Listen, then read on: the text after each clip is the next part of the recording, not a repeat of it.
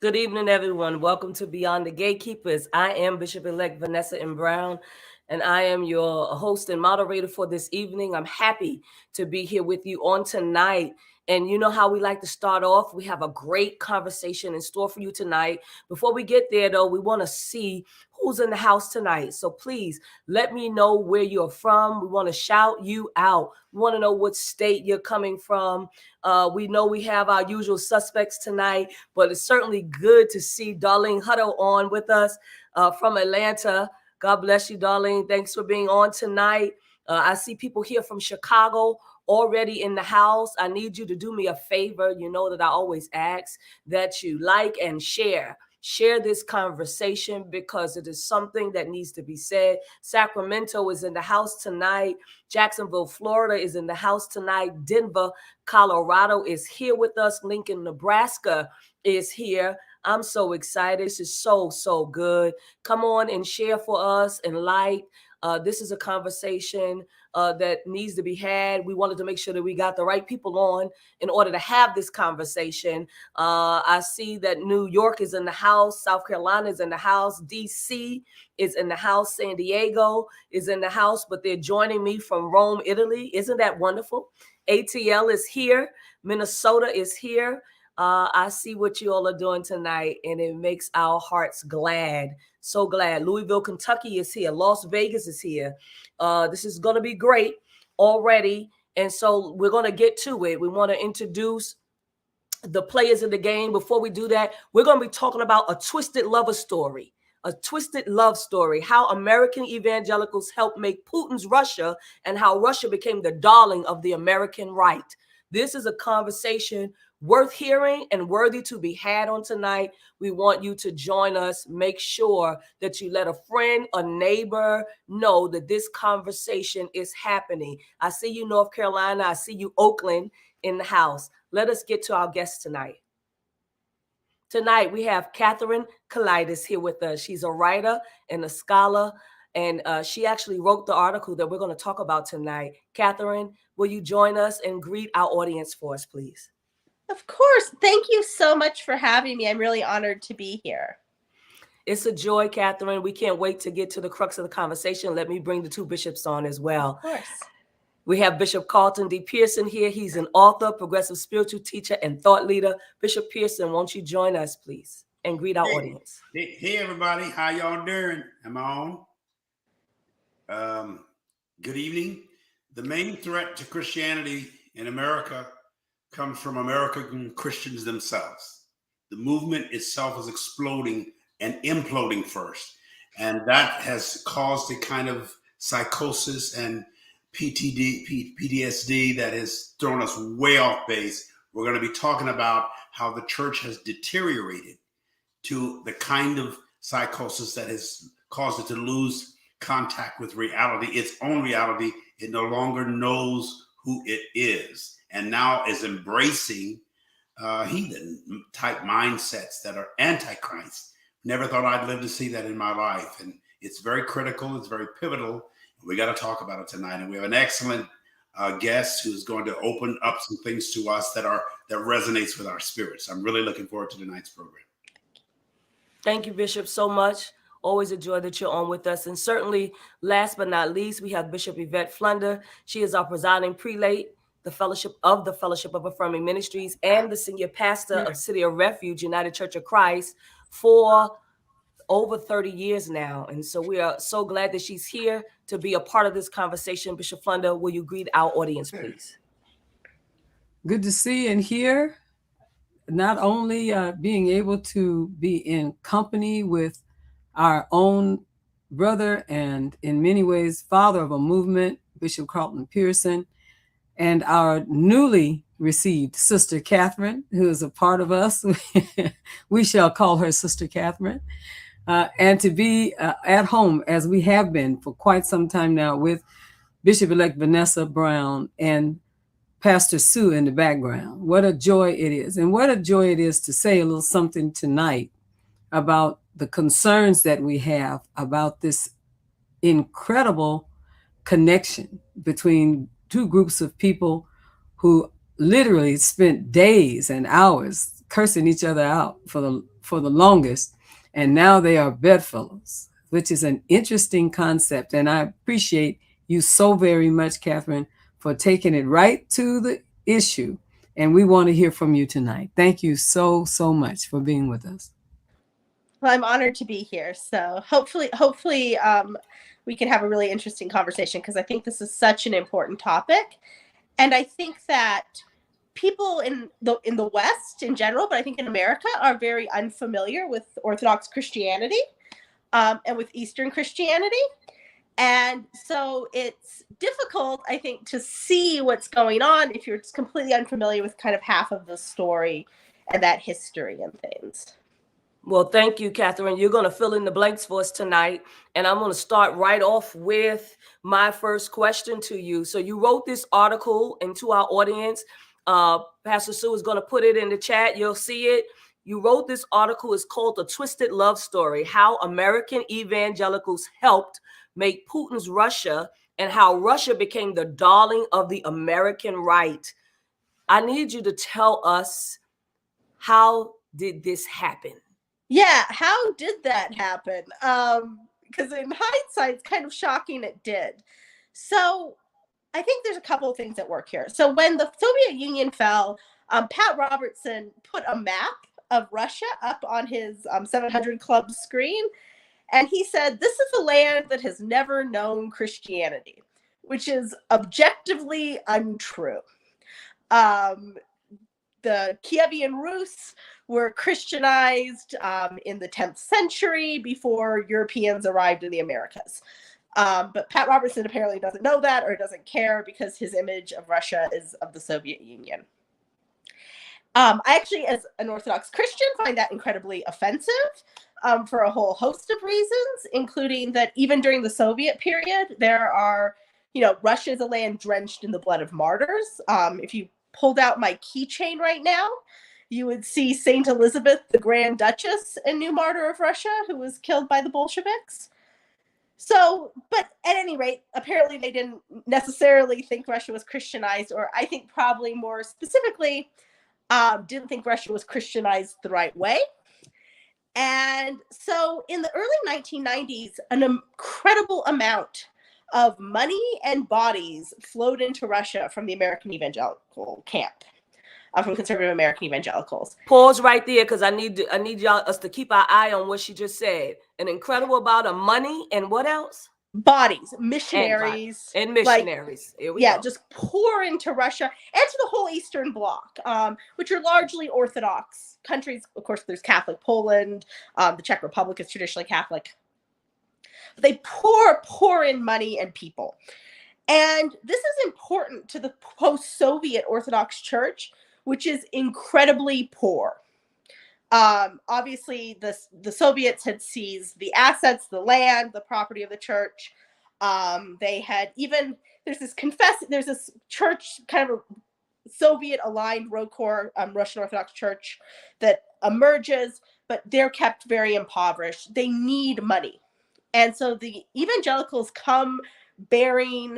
American evangelicals come bearing money, and they do all sorts of things that in hindsight actually seem incredibly crazy that this happens.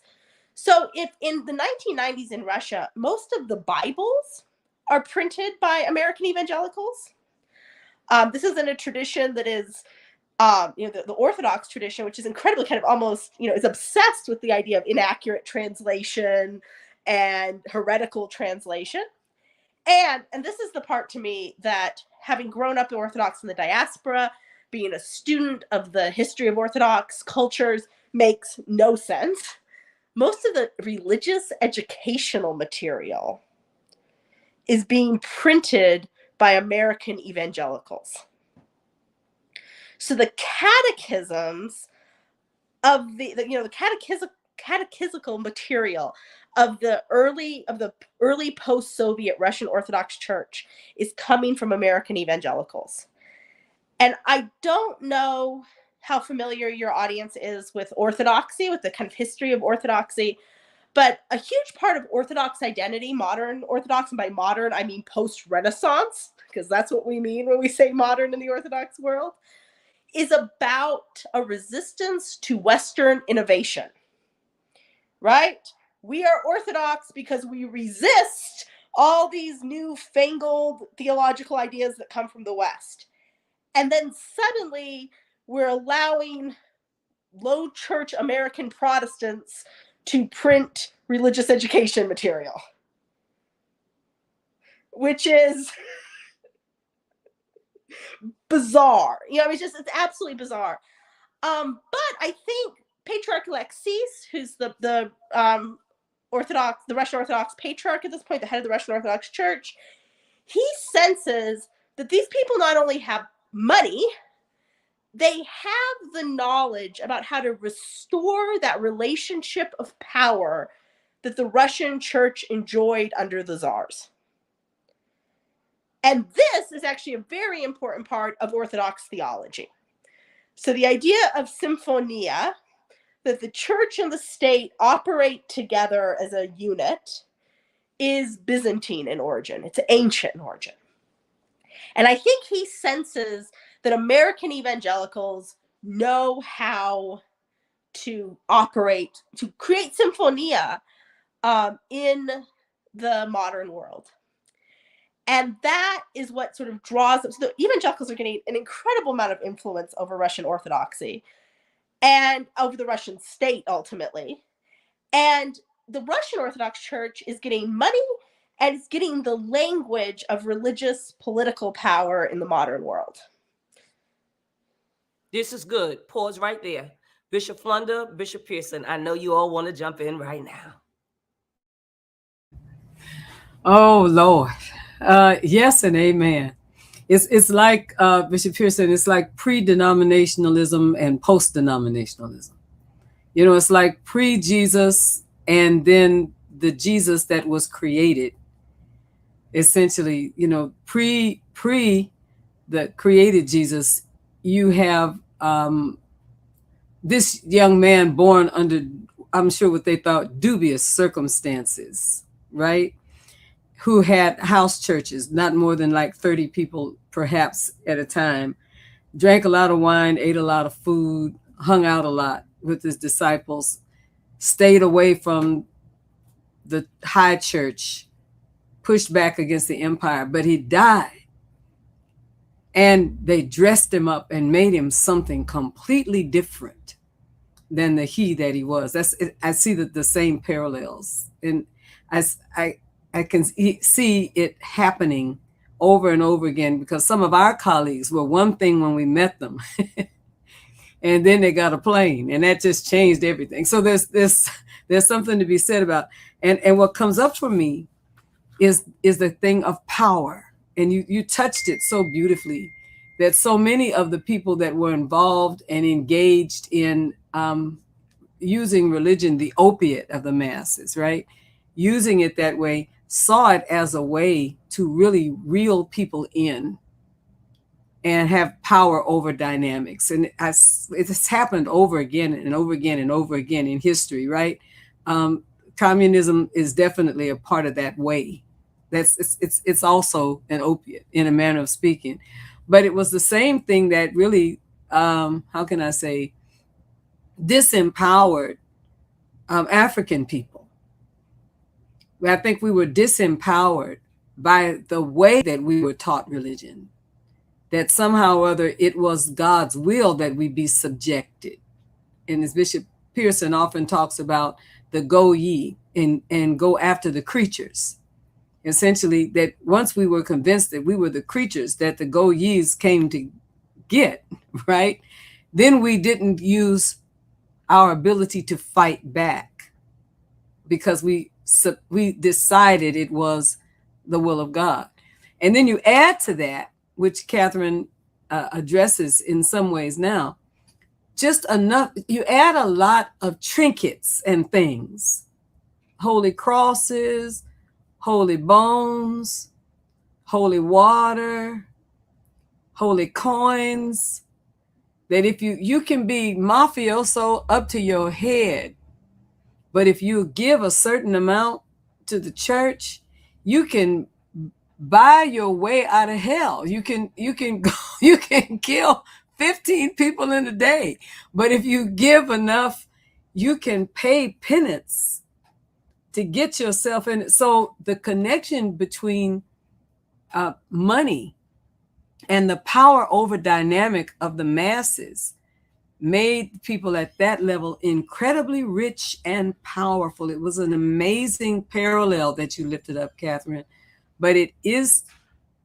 explains why the children of the slaveholders who want some of the power that they've lost would get in bed with the oligarchs and the people who support them, which say that they support the church, and form an international cabal. The only reason that Pat Robertson didn't like them then is because he couldn't roll like that. Not then. But when you get to roll a little better, then you want to be in the company of other people who are also God gangsters. I call them God gangsters at the end of the day. So we're down with you. And nobody knows this story like Carlton D. Pearson. So let me stop talking about it. Bishop, you're muted. There we go. Thank you. I'm intrigued with everything I'm hearing say, and I'm also almost depressed about it, but I'm enlightened as well. When Karl Marx said religion is the opiate of the people, that's Karl Marx. Vladimir Lenin heard that and believed it. So does Vladimir Putin. That religion is a tool that lulls people into slumber, deadens their senses, and almost hypnotizes them. Hypnosis is the Greek word for sleep. We're lulled to sleep. Evangelical Christians, next to black slaves or creatures, as King James said, preach the gospel to all the creatures. The number one nemesis in their mindset are communist Russians. The Russians are coming. Vladimir Putin is such a smart man. He studied our weaknesses. He studied our arrogance. He studied our opulence. He studied our extravagance. And he studied our addiction to the drug of religion. And how Donald Trump, he put Donald Trump where Donald Trump was. Putin did that. And he used Donald Trump, who was used by the church to weaken the country to the place that communist China, the word communist just freaks Americans out, particularly evangelicals. Socialism freaks Americans out. And so that's the common enemy. So, but now Putin and China, and who knows if North Korean president, are talking behind closed doors. We've split them. We divided them, divide and conquer. Now we can take them down, and they're going to try their best to take us down. There are private conversations going on. And this was all facilitated by a sleeping, racist, bigoted church that Putin has had 20 years since Ronald Reagan, who was the big hero of the Christians. At that time, when Ronald Reagan ran for president, I, a black Pentecostal Democrat, changed to the Republican Party for 20 years until Obama ran for president and went back into the Democratic Party. But while in there, I saw such vicious, violent, and violating racism among white Christians. Now you're seeing what we're seeing in Ukraine is white on white crime. This is not Nazis against Jews or whites against blacks. These are white people who think they're pure race, the Russians. And now they're turning everybody away at the border. They're turning the blacks away at the border in Poland. They're racist. So it's still in there. But Putin knew the strongest weakness of America is religion based in racism, and racism and bigotry based in religion. He's using that very strategically, very powerfully, and somewhat successfully to draw the church into World War III, or draw the world into World War III. He's used the church, and the church history will remember that evangelical, mostly white evangelical Christians became the Trojan horse through which communism or socialism or dominance of the world went to Russia and Europe. It's a scandal, the scandal of our times, and it's not over, and it won't be over in a few weeks. It's starting. You brought out something, Catherine, within the world really knows what it wants to ignore. It's important that a white lady says this, even though you look kind of ethnic. You look more exotic, which is beautiful. But just a great girl enough to get by with it, because they'll listen to you when they ignore us.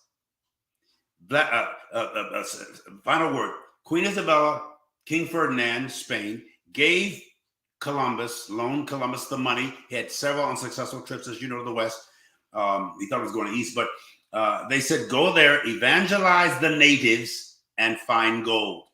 When they went to Africa, they found gold in the natives and used them as gold and called it slave trade. But they enslaved us, then they saved us and made us Christians because they were threatened by us and by the power and spirituality of the African culture and consciousness. So we're on to something that's very unveiling, revealing, exposing the not just the body of Christ, but excuse the terminology, the booty of Christ. That's what we're looking at. Mahatma Gandhi said, I may have become Christian were it not for Christians. I mean, I think you hit on some. I think you both of you hit on some very important points. And one thing the two things I'd like to stress is, first, this isn't just white on white violence. The Kievian Rus, Russians, Ukrainians, and the Belarusians all claim the Kievian Rus as their ancestors. This is a fratricidal war of the highest proportion. These people were the same ethnic group into the 15th and 16th centuries. So that's part of it. I also think one of the things that I think Putin knows that American evangelicals didn't know, and didn't know when they went in, and have probably done more damage because of this.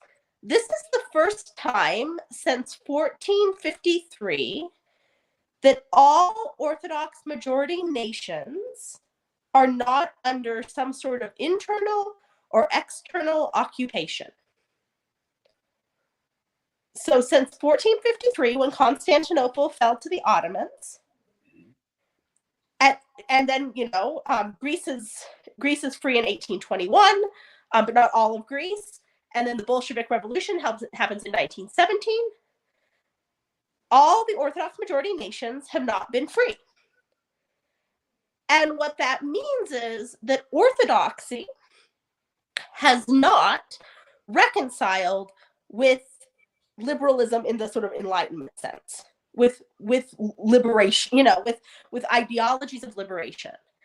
And that debate is happening within my community. And it's not clear who will win, but I do know, and this is why I write about this and talk about it, I do know that American evangelicals who have very much decided what side they are on, interfering in our internal struggle about who we will be, is not helping. And I'll give one example and then I'll be quiet.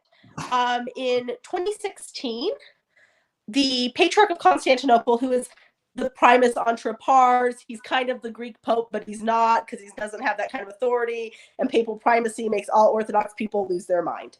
But he called a council at Crete. And at the last minute, the Russian church signed off on it. And at the last minute, they didn't come. And it was kind of one of the first blows to Orthodox unity that we see going on right now. they did go to the World Congress of Families, which is a sort of cabal of far-right religions of all kinds, but it's kind of run by American evangelicals. And for me, when I saw them go to the World Congress of Families, but not to the Council in Crete, that sent a very clear signal to me about what was going on and what was behind that. Because there's very little to be gained from going to a council called by a bishop in Turkey who's under audit, who's under Turkish kind of constraints and is poor. There's a lot to be gained by showing up at the World Congress of Families. But if you show up at the World Congress of Families, what you're going to do is you're going to parrot the ideologies that come out of that. And I think that, I guess my plea is that, like, I belong to this tradition that I love with my whole heart. And it's... Say the tradition, Katherine, because it's important that people know. Tradition. I belong to this Orthodox Eastern Christian tradition that I love. And that is my, like, it's my faith. It's the faith of my ancestors for literally thousands, for 1,000 years. I am, I'm descended from people who died fighting the Ottomans to keep their Orthodox faith. And I don't want to surrender that to Franklin Graham, certainly, or to Patriarch Kirill, or to Vladimir Putin. And that means staying to fight for that tradition you love. I don't know if that was anything resembling how... Bishop Flunder? Yes, we understand. I believe I will live and die calling myself a Pentecostal. I need you to hear me say that. But I struggle with other people who call themselves Pentecostal. And because I see it differently. Let's just put it that way. So I can say my own testimony is I understand fully what it is that you are saying. And I also understand that but orthodoxy, no matter where it shows up, whether it's the name of the movement or the reality of how people think, it requires absolutes. That is the thing that is so problematic about it. If you understand in terms of the way people have lived it out, right? So did we, by the way. We required absolutes also.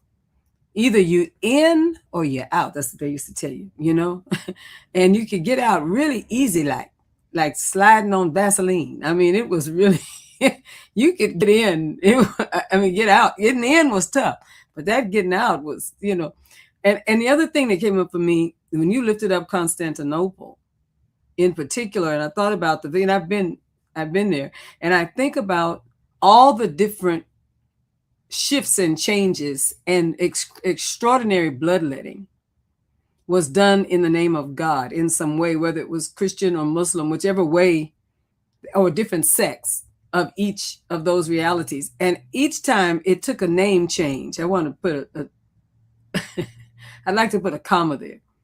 It was called something else and something else and something else. And in Istanbul, and then something else and something else. Each time, so that there would be another testimony of extreme power. It was the justification, as people said, that blood would run in the streets like rivers, so that another religion could take over, change the name, and take divine power. So to your point, this is not new. This has been going on in the name of God over and over and over. And Constantine thought he was the thing, the emissary of God with blood all over him. I mean, there's something about that whole concept that just seems that warmongering in the name of God. And this is an aside that we talk about, Katherine. It is because in many ways our Holy Writ is filled with it. That as long as you are God's chosen, you can occupy. That's what Bishop Pearson talks about often. You can take the people, enslave their minds and their bodies. Everywhere your feet shall tread. Everywhere. Everywhere your feet shall tread. That comes up so much in Joshua, so much in Everywhere. the Old Testament. Everywhere your feet shall tread. You It's shall yours. possess the land, possess the land, possess the land, possess the land. And the people. And even the story that is the story for most of us who are the progeny of slaves, the story of Moses and Moses as a deliverer. We forget that the people's kinfolks were still living in the land that they left. Joshua left because he wanted to, and took his boys, and then created a bunch of folk, essentially in the telling of the story in Egypt, heard God speak, then went back to Israel, went back to the land beyond the Jordan, and killed all their cousins to possess the land, to possess the land, to possess the land. And that's oftentimes the freedom story of African people. But what about the killed your cousins? The people hadn't done anything to them. They just stayed home. They didn't leave. When they came back, they became enemies for no reason other than the fact that God had said, according to the telling of the story, that only those that emerged from captivity in Egypt could have that land. And they went back and took it back from their own kin people. It is amazing. And Bishop, this whole notion of dominion. Yes. You see? Dominion. We're supposed to take over, and we're supposed to, it's really the reason why we have so much of what's going on right now. And to your point, Bishop Flunder and Katherine and the Bishop Pearson, this whole thing with Russia, I need to make this point, and I need to say it. This is an illegal invasion of a sovereign nation. Let me say that again. This is an illegal invasion of a sovereign nation. Go ahead, Bishop. Absolutely.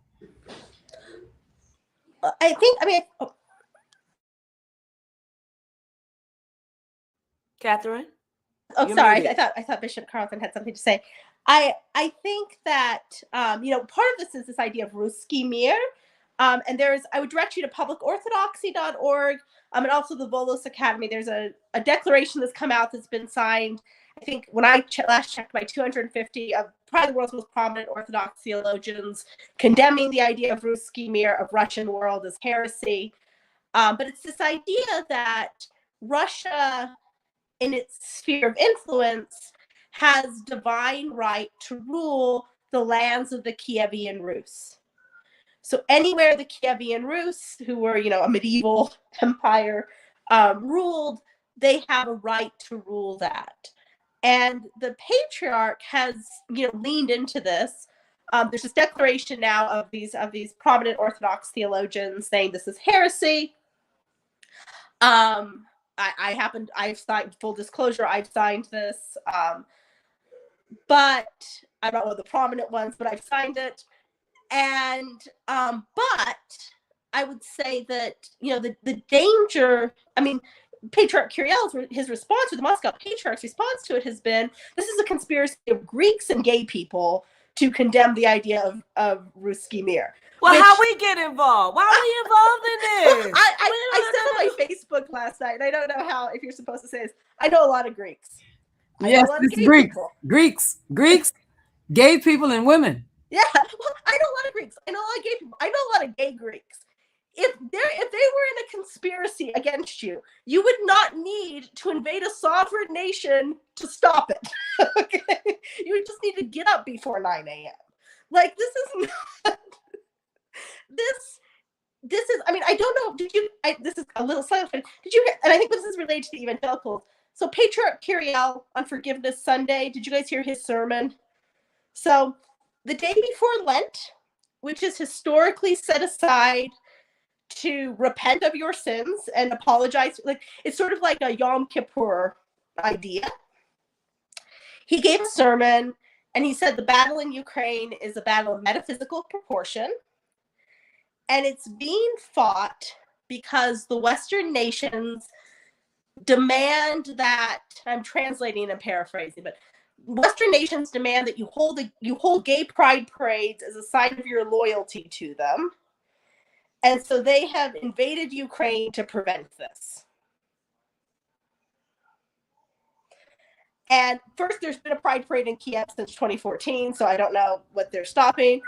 But I really do believe he thinks that the Greeks, because we want to rule the Orthodox world, for what that's worth, and gay and lesbian people are in a conspiracy of some sort to destroy Russia. Oh God, not the gays again. The poor gays. I'm telling you. I mean, really, we can't catch a break, huh? And it's such a small part of the population of the whole world when you add it all up. But I'm telling you, we got some power. We can turn things upside down. Tell you. Yeah. He's referring to Volos, which is this incredibly important and old theological school, as a Greek portal, whatever that means. And then he brought up again this and that gender and sexuality stuff. Just be clear, like, we learned how to be misogynist and homophobic on our own. Like, we know how to do that without Americans. But that gender and sexuality stuff, the language they use, they got from American evangelicals. Like, they just, they're quote, I'm just quoting things they heard Pat Robertson say, basically, at this point. Yes. The homophobia and misogyny are ours. Thank you. But the language they picked up from. But what's interesting is the irony is the Pope, the head of the Anglican Church. I know there's the Archbishop of Canterbury, but it's the Queen. The Anglo-Saxon influence in Europe. Billy Graham was the Pope of Protestantism. Oral Roberts was the Pope of Pentecost. They're both gone, but their fingerprints are still on the land. My last conversation, the only lengthy conversation I had with Billy Graham, was when he said, I've been preaching the gospel for 50 years, and I feel like this was 23 years ago, Oklahoma bombing here in Oklahoma City. He said, I've been preaching the gospel for 50 years, and I think the world is worse. He basically was saying evangelicalism is not changing the planet. I called him the Pope of Protestantism, protesters, protesting Catholicism, and one of the gayest religions in the leadership on the planet, okay? They won't admit it, but everybody know it. We're just, trying to look and act like it doesn't. 80% of the priesthood could be same-gender loving or bisexual. These are things that we don't talk about. They're taboo. Istanbul, which is modern-day Constantinople, Constantine created Christianity Incorporated, the Holy Roman Empire. Out of that comes Great Britain, and America is an offshoot of that. Now think of the Romans worship Venus. That was the sex goddess. So we get the word venereal. We also get the word venerate from that. Sensuality, sexuality, sociology, of course, spirituality, and politics, policies, police. Metropolis means large citizenry. So it's language, but it's all very finely twisted, and no one has studied it more carefully, in my opinion, than Vladimir Putin, a very intelligent, studious historian who thinks he's channeling Russian leadership all the way back to the czars. They were all Christian people before communism came in. Communism basically is a part of communion, common union, community, common unity, socialism. Christianity is built around that. So it's language, it's innuendo, it's hints, and so it justifies aggression. Christianity and Islam are the two most aggressive religions on the planet, and it's by any means necessary. Save them or savage them. Save them or kill them. Because if we don't get them saved, God's going to kill them anyway and torture them ultimately. We're dealing with at least 2,000 years of entrenched indoctrination, erroneous indoctrination and dogma, and it's weakened us to a bunch of mentally ill, post-traumatic stress disorder folks, psychotics. There's insanity all across the country. And Donald Trump has become this hero. He's nothing like Jesus or nothing like Christ. You referenced Joshua. That's Jesus, Yeshua in Hebrew. Joshua. And we could say, we say Joshua fit the battle of Jericho. That's really subliminally saying Jesus fought the battle of Jericho and the walls came tumbling down. Mr. Gorbachev, tear down this wall. Now, all those things are interactive, subliminal, subconscious occurrences in the consciousness of the people. And we're looking at a whole lot of mysticism, mystery or mist story, heathenism, and the cult religion of Christianity. We're cult followers of Jesus. There's a culture, but the root word of culture is cult. So we're dealing with a lot of things, and that's not going to end tomorrow. It's not going to end next year. We have to sort through all of these things and keep unveiling and revealing, exposing, unearthing, uncovering what's really, really there. And all of this is a part of the universe correcting itself and upgrading the human species, which religion has almost killed us. Katherine, before I let you weigh in, I want to comment on something that you wrote. I want to actually read a statement from what you wrote. You said the Russian Orthodox Church and the Russia of today is no small part what American evangelicals have helped make it. From building literal churches to sending religious educational material to guiding political policy. In return, both have found a powerful ally very close to the beating heart of American power. You go on to say, today, as Ukrainian blood flows, some of that blood is on the hands of those American evangelicals who went off to convert a nation that was Christian before Europeans arrived in the Americas. Every mission trip and box of Bibles that arrived to Russia with love helped to create this moment. Make no mistake about it. I want you all to share that statement with every evangelical person you know, because we are sitting here praying for Ukraine and praying for the people of Ukraine and praying for children as we watch children cross borders by themselves in tears. I want you all to share with your evangelical friends what they have done. Katherine, can you say more about your statement? Yeah, so I've had that quoted back to me a lot, as you might imagine. And when I wrote it, I read it to my mom and I said, "Do you think that sounds too much, Mom?" And my mom's a Cretan lady and she was like, "No, that's fine." Yeah, I absolutely believe that. I don't think the war in Ukraine, I think the war in Ukraine is the most sort of visually catastrophic and the highest body count in the shortest amount of time. But I don't think it's the only consequence. Once again, like, I think if you view Orthodox Christian culture, Eastern Christian culture, as a civilization on the periphery of the West, but not necessarily part of it, we have our own history and we have our own struggles. And American evangelicals, like they have done in other parts of the world, rode in at the collapse of communism in this pretty phenomenal way. And phenomenal bad, and started meddling in a place they did not understand. Like, if you don't know that Cyril and Methodius went to Kiev to convert Vladimir the Great, you have no business being in Russia talking about religion. Like, you just don't have any business being there. And they did. And they went into a situation that was already toxic in a lot of ways. Because, like I said, like, we're having our own conversation about liberation and liberalism and democracy. Like, we're having that conversation with ourselves. And these people came from outside, and they came with a lot of money, and they came with a lot of power, and they came with incredibly dangerous rhetoric that played to the worst in us. Like I said, we have our own misogyny, homophobia, and anti-Semitism. We didn't need to learn that from Americans. I'm not saying that at all. I recognize the dark parts of my own culture. Like, let me be clear about that. But we did not need the rhetoric that came from American evangelicals, and we did not need to be rewarded for that. And the Russian Orthodox Church got rewarded for it.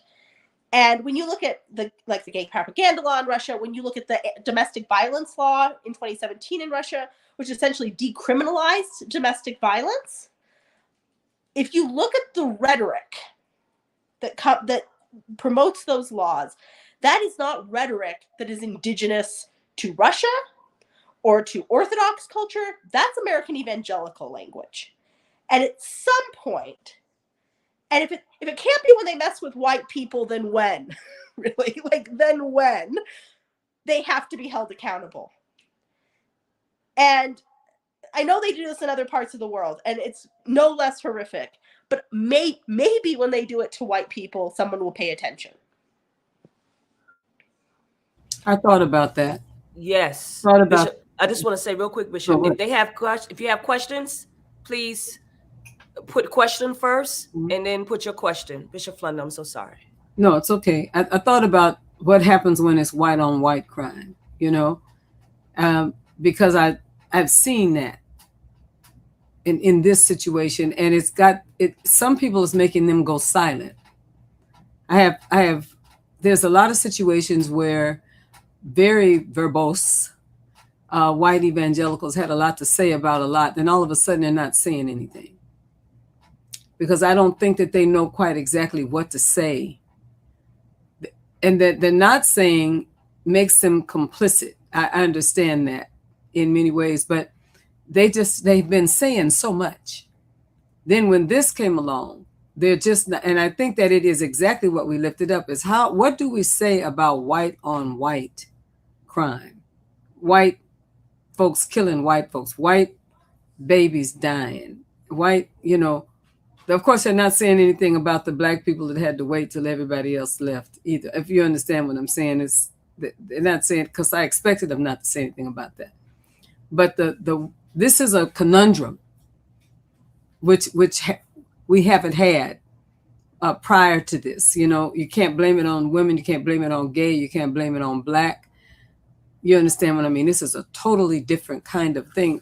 And the other thing that came up for me at what you were saying, this power at any cost reality, which becomes religionized, power at any cost, where you take religion to sanctify power at any cost, reoccurs over and over and over. And I guess the real question that I have, because, we chose Trump, and I know Putin did too. I know Putin did everything he could do to keep Hillary from winning, including having her stuff tapped in every conceivable thing that he could do, doing the metrics to find out what states were important to win in order to get the Electoral College. He did that work.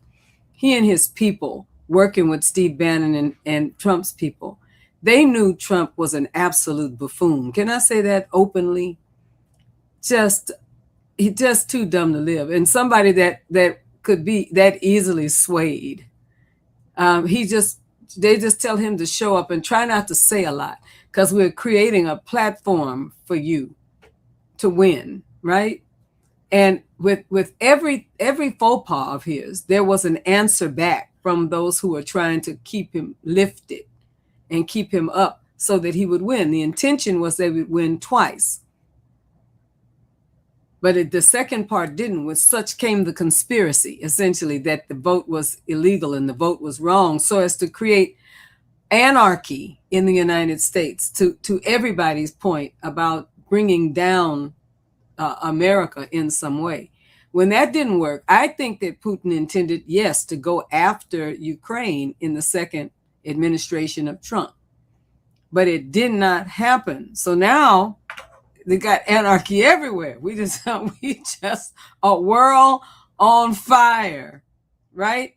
And the least help in this moment is from religion. Can't find a foothold anywhere. That's where I was beginning with this concept.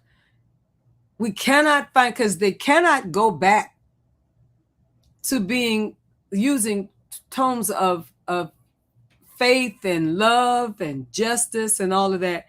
You can't do that when you've had a Trump. When you've embraced a Trump, once you get a Trump and sit him on your lap, You can't go back to peace and love and kumbaya. It does not work. So now he's looking more and more like an idiot every day. More and more. And they are distancing themselves. And in some ways, giving some thought to grabbing hold of Putin and what Putin is doing, but not quite sure. What I'm saying at this point, they don't have a real agenda right now, except to try to get in political office. The only agenda that they're throwing and is sticking against the wall are the can't do's. Black people can't vote, so they're trying to kill the voting rights. Women can't choose, so they're killing a woman's right to choose. The gays are just of the devil.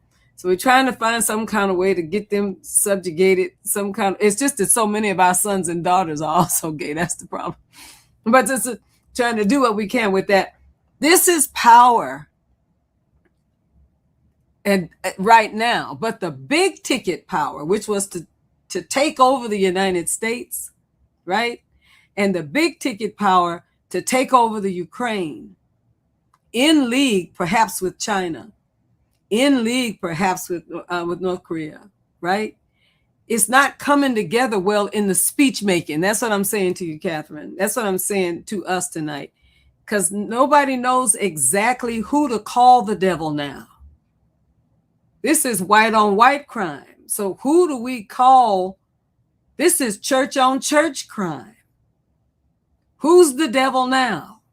This is not Black Lives Matter, okay? Who is the devil now?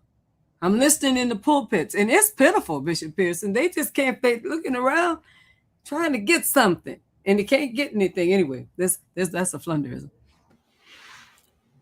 Katherine, I have a couple of questions that have come up. And so somebody wants to know to what extent does the presence of state religion influence the religiosity of the populace of a country? They say, for example, communism eliminated Orthodox Christianity as a state religion for many of the countries in the former Eastern Bloc. However, within a decade of the Soviet Union's fall, Orthodox Christianity made a distinct comeback as a state religion in many of these countries. Yeah, I think so. So for example, in Greece, the Orthodox Church remains the state religion. Orthodoxy is not the official religion of Russia, just for the record. I think that I think this is one of those misunderstandings of the West. There was official atheism in many of these communist countries, but the church survived. Vladimir Putin was baptized in secret by a faithful mother. That was not uncommon. And actually, my generation is sort of the last generation to have been baptized in secret. And as I've had friends marry people from the former Eastern Bloc, there's always been a scramble to find these baptismal papers that were never made and stuff, so they can have the paperwork to get married in the Orthodox Church. But to the question, I think, once again, in a culture where the church and state have been joined for centuries and centuries and centuries, that doesn't come out because for 80 years you decide you're atheist. And I mean, Ukraine is a place where more people identify as religious today than they did 20 years ago. Russia is the same way. Greece has always had very high numbers. Now, that looks differently than I think probably an American Protestant would recognize. So lots of Greek people, lots of Russian people, lots of Romanians go to church when grandma dies and no other time. But it is baked into our culture in a way that's hard to unseparate it. I don't know if that answered the question, but I hope it did. Thank you so much for that. And then I have another one. Somebody wants to know, why was it important for you to write the article at this time? Well, anytime I get a chance to talk about what's going on in the Orthodox world and the way it influences geopolitics, I do it because I think that just like with Islam 20 years ago, there's this very important thing going on that people in the West can choose to ignore until there's bombs going off. And so when there are bombs going off, I raise my hand and say, this is not just about orthodoxy, though it is, and this is an internal Orthodox conflict, and an Orthodox patriarch is standing up there while monasteries are getting bombed and is okay with that. And I don't understand that because I grew up in a pious home. But I also think it's important, it's when you have people's attention to tell them, look, like you're not innocent in this either. Like a huge part of this is us. Fair is fair, but you're not innocent either. That's good. I'm going to ask this question here. Somebody says, and I guess you all can take a stab at this, of Bishop Flunder and Bishop Pearson, as well as Katherine. Is there any reason where evangelical systems would alter their agenda of secret dominance and white supremacy strategy? If so, what would be the true motive?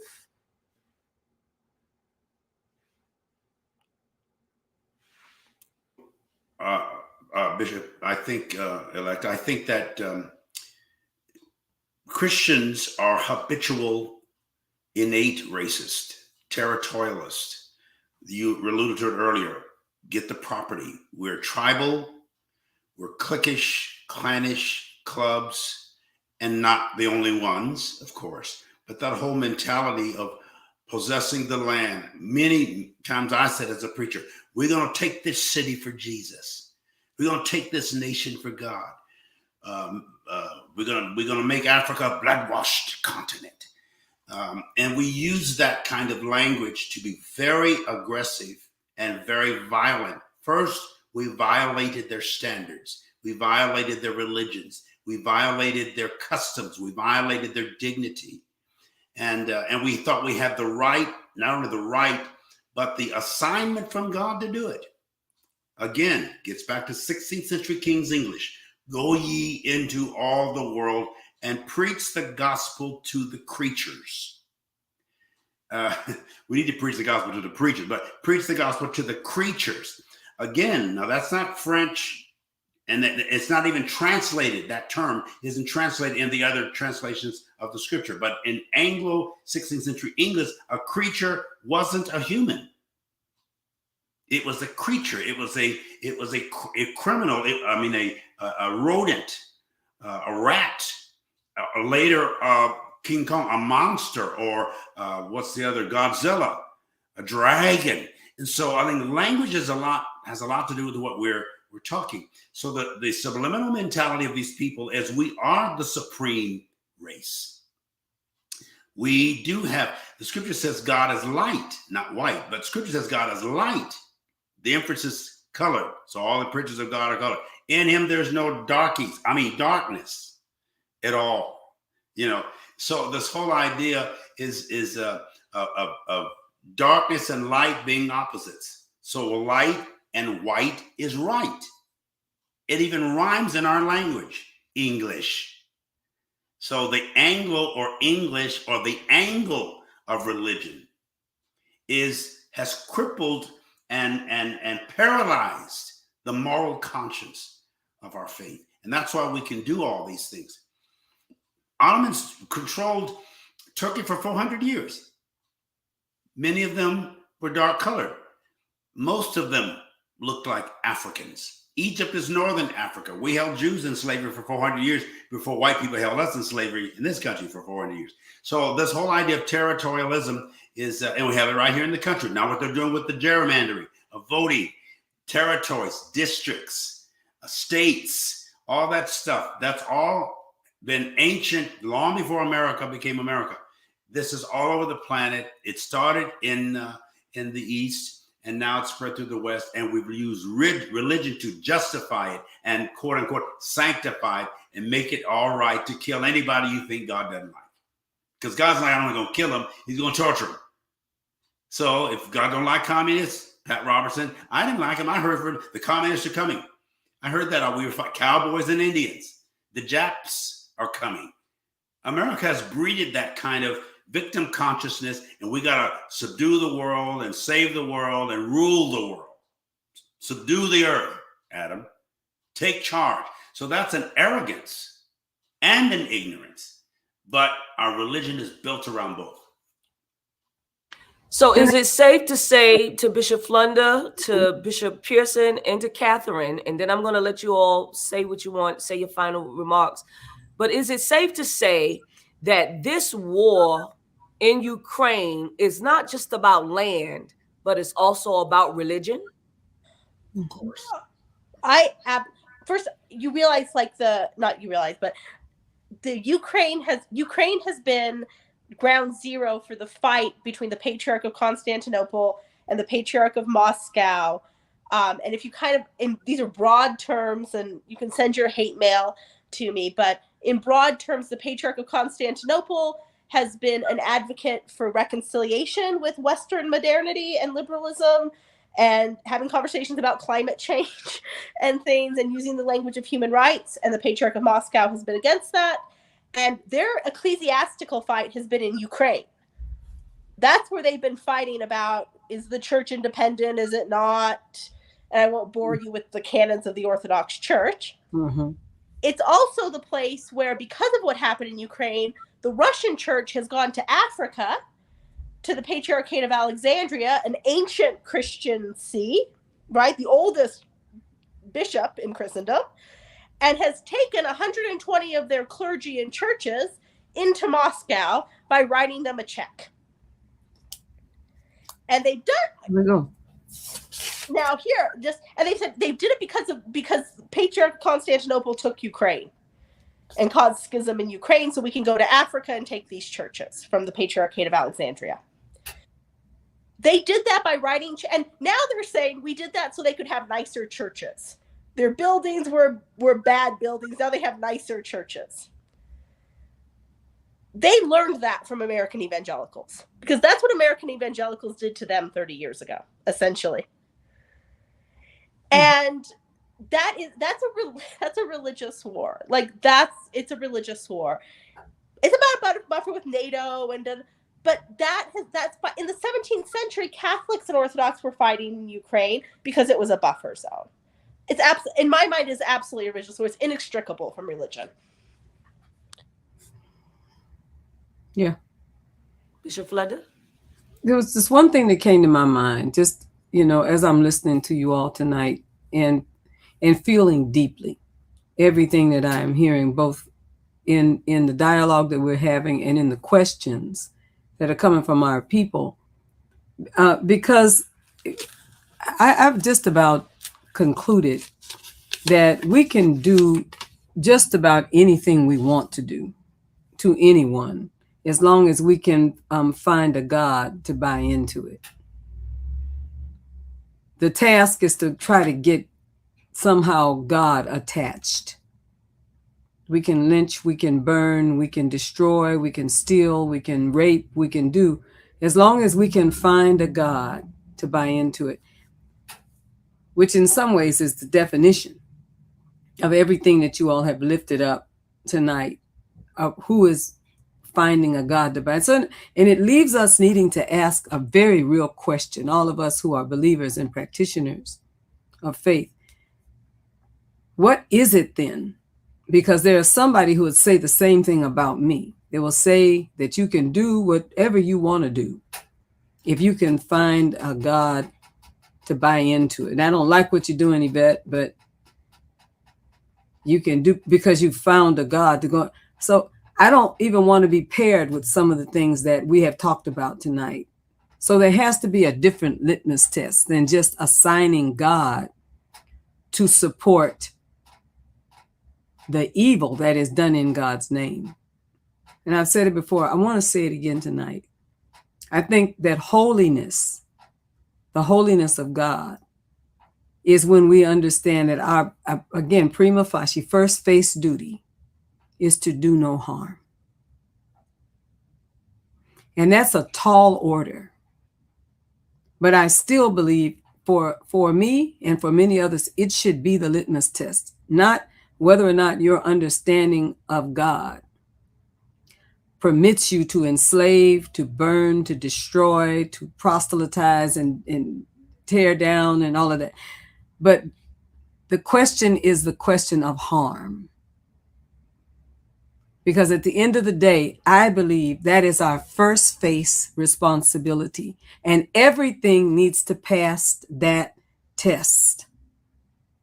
Are you creating harm? And you cannot be the one who decides. Because you may think that this is exactly you, whoever the you is, includes for me the woman in the mirror. Because I can decide that what may seem harmful to you is good for you. But I think the question is, how is it received by the one that we are harming? If the church, if religion would take that as a common theme among us, are we harming? And ask the potentially harmed or the historically harmed, it would give us a complete new beginning. It would be that thing that Bishop Pearson talks about often, that we are in the midst of the beginning of a complete reformation of religion and faith. And the only thing I think that will come up out of this are people who will genuinely and authentically ask that question of themselves and of everyone who teaches and preaches and talks to us and writes about us. Is it harmful? I'll leave it there. Thank you, Bishop. Bishop Pearson. And Voltaire said, those who you can get to believe absurdities, you can get to commit atrocities. Gandhi said again, I like your Christ. I do not like your Christians. Your Christians are so unlike your Christ. That's one of the most indicting comments in human history or Christian history, as are the words of Voltaire, who was a Christian. He didn't like Catholicism. We have a deteriorated religion now. It's not fresh and spontaneous and glorious as it was in the first century. It's continued over the years, especially after it became the Holy Roman Empire. It was the unholy Roman Empire. And greed and avarice and territorialism and racism and bigotry, all that has so contaminated. The church has rot into its core. And that's why we're not getting new converts among the young people, the millennials and the X generation. They're just not interested. It's not that they don't like it. They're just totally uninterested. And what we're seeing happening now, I think, with all of the things, especially that what you're writing, Katherine, this whole idea of the Ukrainians, you taught us history that we didn't know, and denominationalism and culturalism that we didn't know. So that's very healthy and very helpful. But the simplicity of it is, again, I've alluded to that as being white on white crime, because they just see those are white people.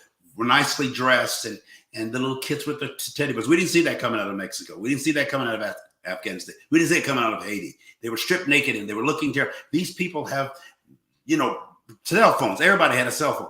So it's a whole different kind. It's dignified racism and dignified violence and dignified genocide and dignified crimes against humanity.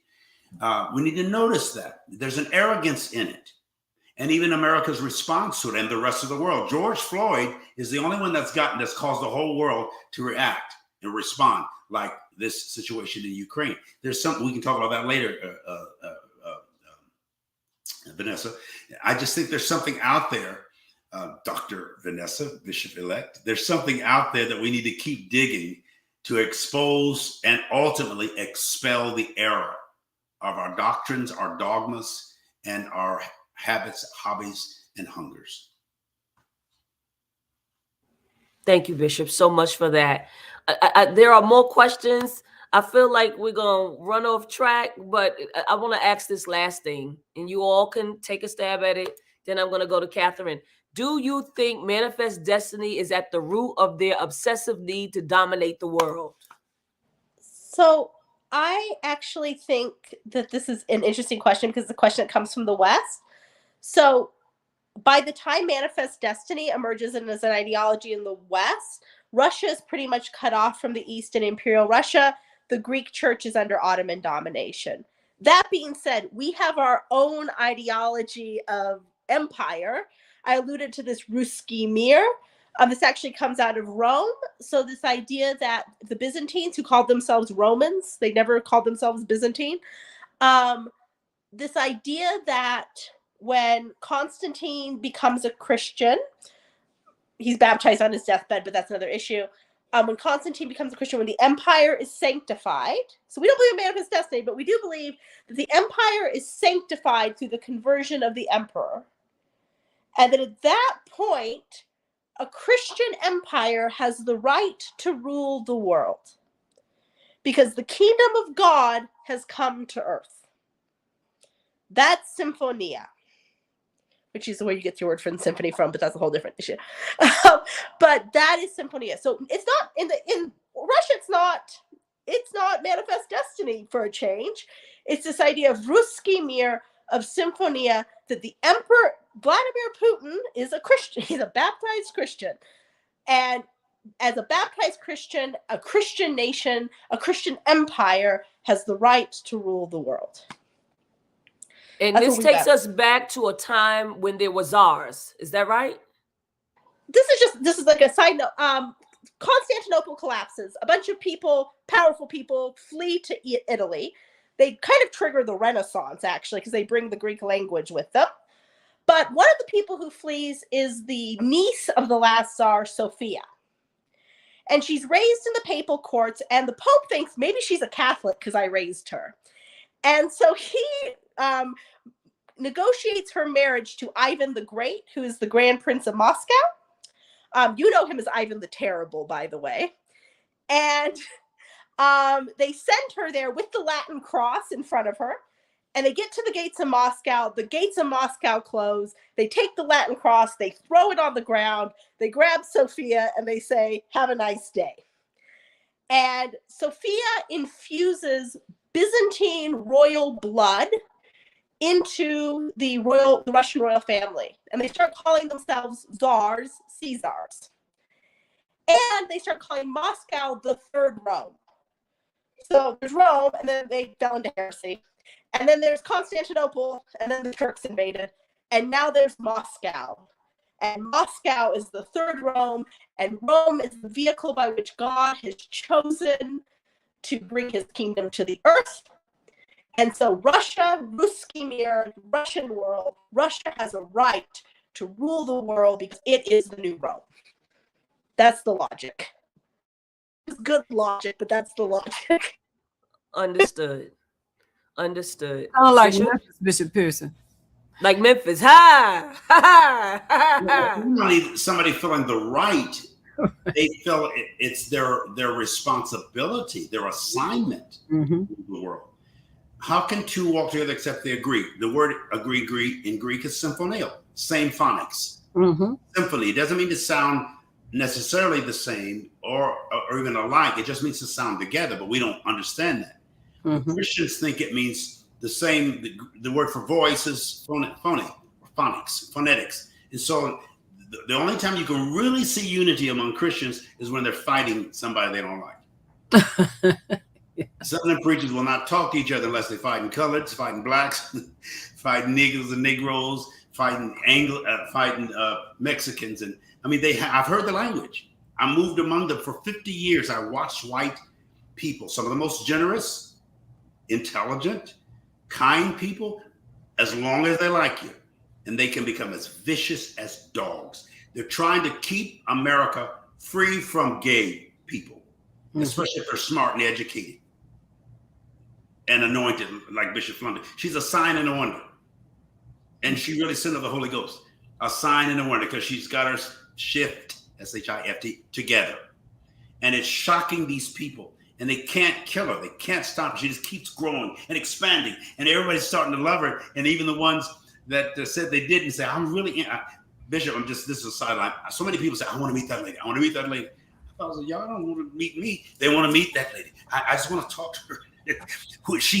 This is a sign and a wonder. And with that sign is assignment and a new signal and sign and significance of the culture. You're doing the same thing, Katherine. Yes. Very powerful. You are the most intelligent speakers you brought on here, it might have been by choice, are females that have done the research, that have done the study amidst all the misogynies and the rejections and the abusings and the verbal insults and been physically, morally, mentally, verbally raped. I respect you so much. And you're being raised up in a powerful way. So one of the main reasons they didn't want Hillary in the Oval Office is because they didn't want an ovum in there. Now that suddenly these people hated him. So they put the most bulliest, macho, patriotic fool in the country and on the world, Donald Trump. I just have to say it. You know, he's a butthole, unwashed and unwiped. I'm gonna start cussing in a minute in Jesus' name. I only cuss when I'm under a heavy anointing. So, but we need to call him by it is. And these Christians are still kissing his butt, and he's showing it and say kiss it because you ain't gonna kick it. That's what he's saying. And so far, we haven't really kicked it. He doesn't believe he's bruised. He doesn't believe he's not the president. He'll go to his grave believing he's the president because he's convinced himself that he's also the president of the United States. And he also thinks he's Apollos, a Greek god. That's a whole nother story. So we're dealing with mysticism, mysteries, mythology, and foolishness. Thank you so much, Bishop Pearson. I want to give Katherine the opportunity to have something. I want you to say something that you really want us to know as it relates to Russia, Ukraine, what you wrote.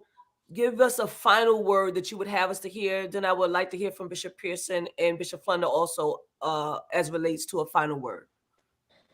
Yeah, thank you. First, thank you so much for having me. This has been an honor and a lot of fun too. So very rarely do those two things meet. So thank you very much.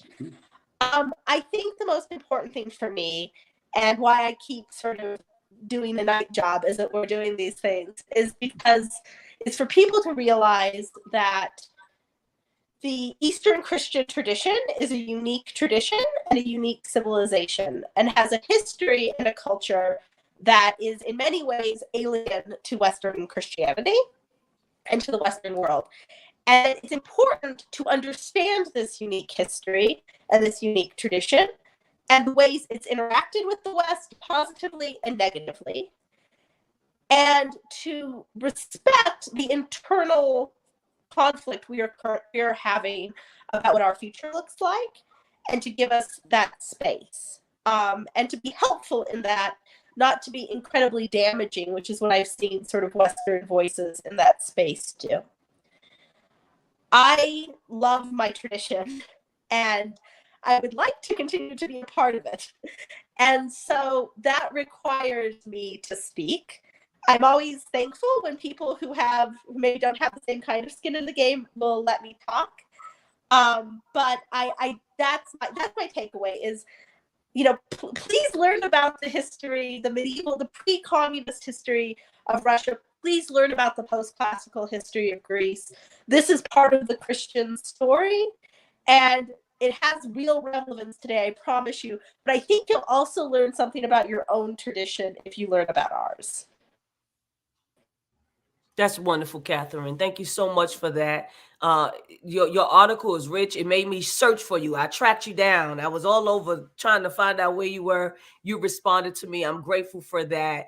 And we really do appreciate your input as it relates to what is happening right now in our world. Your voice is needed. It is necessary. And so we're grateful. Bishop Flunder and Bishop Pearson.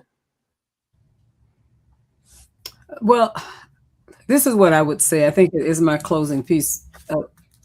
The first time that I went to Constantinople, okay, I like that name better. Thank you.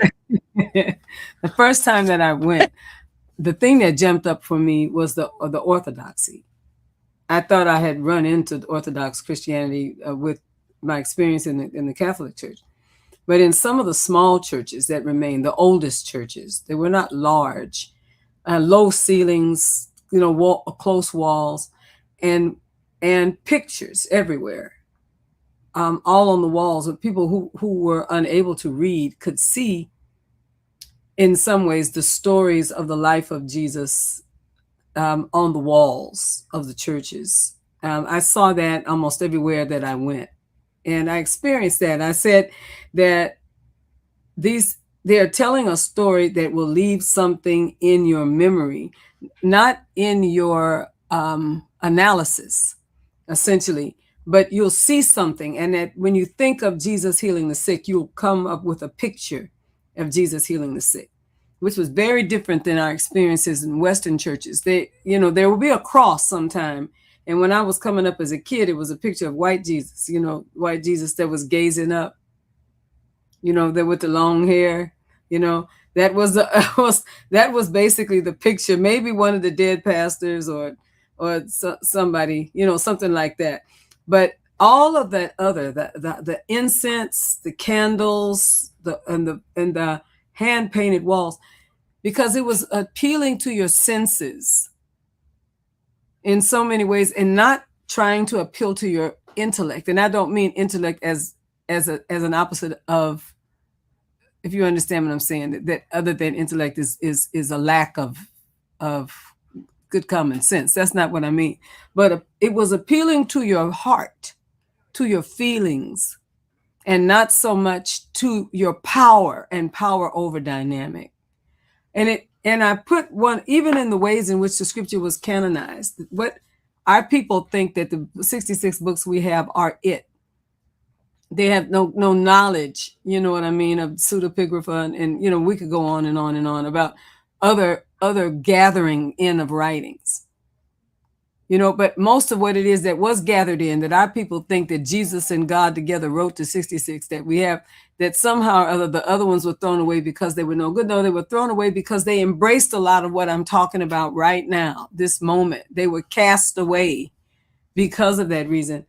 You are a gift that I believe that can help us to get free from the sterile ways in which, and militaristic ways in which, in this nation, we have grasped Christianity as a weapon.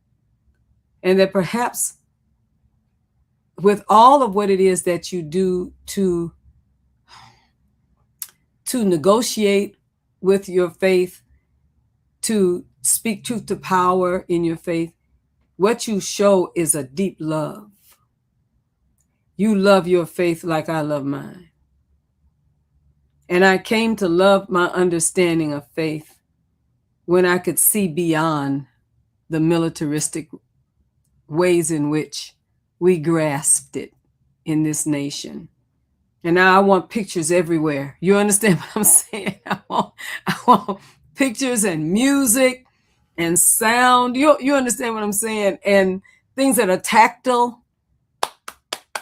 And I understand why people had little things and had stuff on the wall. All we had was Martin Luther King and a picture of white Jesus in all the black houses. That's what we had. Martin Luther King and black Jesus. That's all we had. I mean, white Jesus. That was what we had in our houses. But there's something about that spirituality that I think we need to get back. I'm feeling that deeply. And thank you, Katherine, for putting your hand on us this evening and allowing us room and space. We had it in Africa. We gave it up over here. And I pray that God will help us to see the beauty of our faith again. Thank you, Bishop Flunder. Bishop Pearson, your last words? You're muted. I'm There muted. we go. Orthodoxy and orthodontics are similar. A tooth that's grown crooked needs an orthodontist to straighten the tooth. Orthodoxy is a form of straightening the truth or the doctrine or the dogma. We have a lot of crooked teeth in the religious world and in Christianity. There are truths, legitimate. That tooth is legitimate, but it's crooked and it disfigures the mouth. And sometimes it causes pain and just to eat or to speak. There's a lot of truth that is twisted and out of sync with its purpose. And it causes us to look funny and sound funny and feel funny. And we have to change the way we chew and the way we ingest and digest truth or food. So what's happening with and these amazing speakers and writers that you're bringing on, Bishop-elect, are people who are straightening truths. We're not dealing with lies as much as we're doing with crooked truths. And so if we're going to go back to orthodoxy, the whole country now has had to wear masks and smell their breath. America didn't know their breath smelled that worse. And the people that fought the mask most are the ones with the snakiest breath. because they're tooth decay or truth decay. So what we're doing each week when we talk about that is we're exposing truths or crooked truths, and we're dealing with the decay. We're going to end up with a whole bunch of dentures before it's all over because the tooth is falling out of the mouths. So we got to do a lot of thinking, rethinking, which means to repent, to reconsider, reconfigure everything we've been taught. Historically, the traded down things, which is orthodoxy. I've been in this, an ordained, licensed preacher for over 50 years. And I have a lot of truths that grew crooked. 20 years ago, I started realizing that and started going into greater orthodoxy and orthodontry. And I'm willing to open my mouth if you give me a little gas and let you straighten the tooths and truths out. Y'all ready? Let's go to the dentist and see what we can get done. I love our people, Bishop Flunder, Bishop Pearson. You all are something else. And Katherine, again, thank you. Thank you to our audience for staying with us tonight, for listening. Listen, share this conversation. Somebody else needs to hear what is being said tonight. Somebody needs to go to the orthodontist.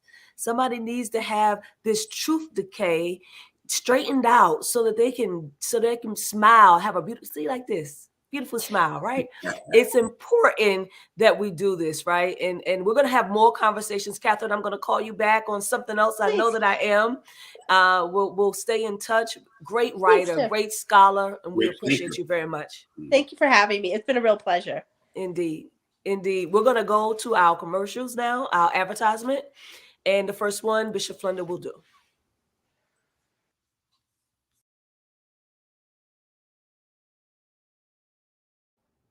Bishop. Welcome, everyone, and we are welcoming you to the truth and welcoming you to freedom. It is for freedom that Christ has made us free. Don't be entangled again with the yokes of bondage. We're encouraging you, if you've been blessed and you've been helped with Beyond the Gatekeepers, often powerful and life-changing, world-changing in those that are invited to be with us and the conversations that we have with them. If you've been blessed, please support. I think that where our treasure is, that is where our hearts are. If this is an important broadcast and it has helped you to help others, support the broadcast by sending a donation. Send it via Cash App, $ Cash App. You know how to do it. $ to $ TFAM annual. That's the way we do it. $ TFAMANNUAL via Cash App, or to PayPal at www.paypal.me/TFAM Justice.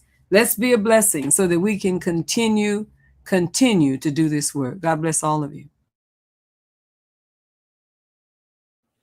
Grateful. Save the date, July 12th through the 16th. Our presiding bishop, Bishop Yvette A. Flunder, will be hosting our Leadership Conference 2022, Have We Got Good Religion?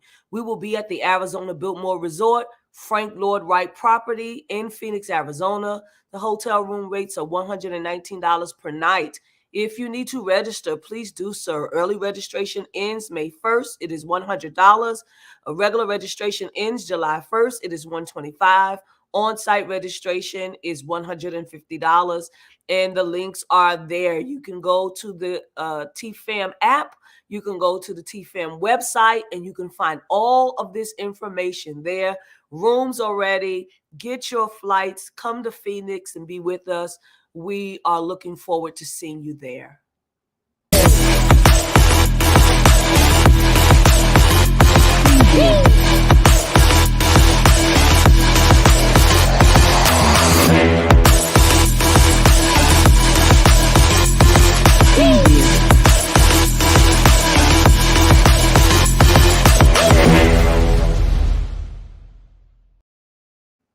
In case you wanted to know what that was Bullet in Flight Radio. Thank you, Dominic. Here we have Antonio Mattier, Lifestyle Realtor. Donate to your church. Lifestyle Global Property presents Donate to your church, give to your church while accomplishing your goal of home ownership. Lifestyle Global Properties will donate 10% of the commission earned from your real estate transaction to your choice of City of Refuge, COR, or TFAM, the Fellowship of Affirming Ministries, in your name when you utilize their brokerage to purchase or sell a property, residential or commercial, in California or Georgia. Please look up Lifestyle Properties. Antonio Mattier is the Lifestyle Realtor. TNT, Tuesday Night Talks, RIM Fellowship United Church of Christ, RIM Virtual Experience. Go to www.rimatlanta.org, and they are inviting you every Tuesday night at 7:30 p.m. Eastern Standard Time for everyday, real, relevant, Bible-led conversations. The pastor is Bishop-elect Sonia E. Williams, and please go to their Facebook page, go to their Instagram page, go to their YouTube page. You can find them on RIM Fellowship UCC. Nubian Flunder, LAC and founder. This is the daughter of our presiding bishop. She has a company. It's the Healing Place Apothecary. Please go to her website, www.thp, which stands for the Healing Place Apothecary.com. You will find various products for your skin. You cannot go wrong in your selections. Please support Black businesses. www.skymichelle.com. Sky Michelle's Teas and Things, where a kid is the boss. And Sky Michelle is the kid boss. She has new collections, Dope Black, Faith, YA Flunder, Cara Motivation, customization available. They have rhinestone t-shirts, all kind of things. Please support this little girl and her business. You can follow her on her Facebook page and on her Instagram page at I Am Sky Michelle. Cara Solutions, focus on your passion. Let Cara handle the rest. This business is owned and operated and founded by Susan A. Webley. She is our tech person for tonight. She does remote production and video conferencing, admin and tech support. Let Cara do the heavy lifting so that you can focus on your event, custom branding, show development, training. You can go to www.cara-solutions.com for more information on her wide range of services. And if you want a free consultation, you can go to sue@cara-solutions.com today. Thank you for your support. If you want to advertise with Beyond the Gatekeepers like all of these people have, please go and email us at beyondthegatekeepersshow@gmail.com. That's beyondthegatekeepersshow@gmail.com.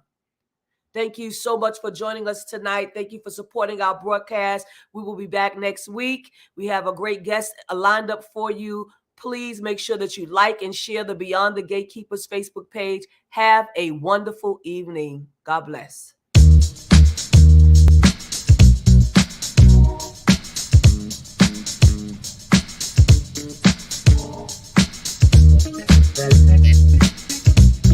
Very much.